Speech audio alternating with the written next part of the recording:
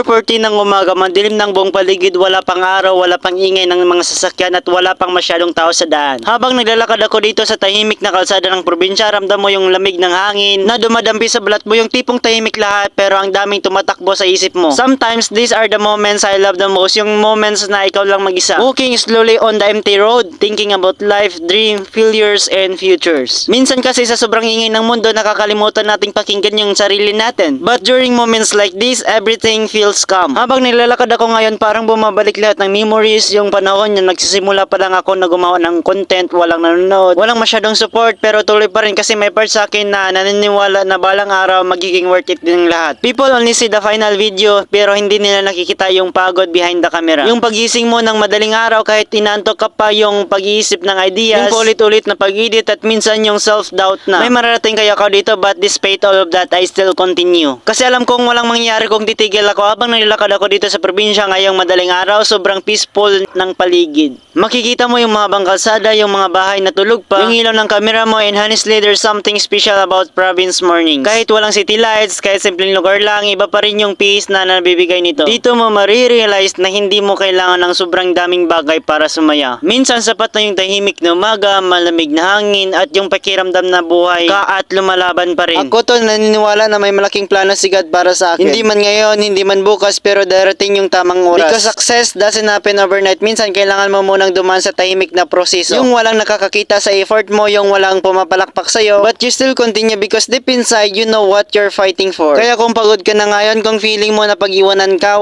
kung pakiramdam mo walang nangyayari sa buhay mo, don't stop. Kasi baka malapit na rin yung breakthrough mo. Maybe the silent for 40 AM walk is just the beginning of something bigger. At balang araw, babalikan ko tong moment na to, yung batang naglalakad ng mag-isa sa probinsya habang nangangarap. And I smile because I survived all the hard days. So good morning everyone, habang tahimik pang mundo, patuloy muna tayo sa pangarap.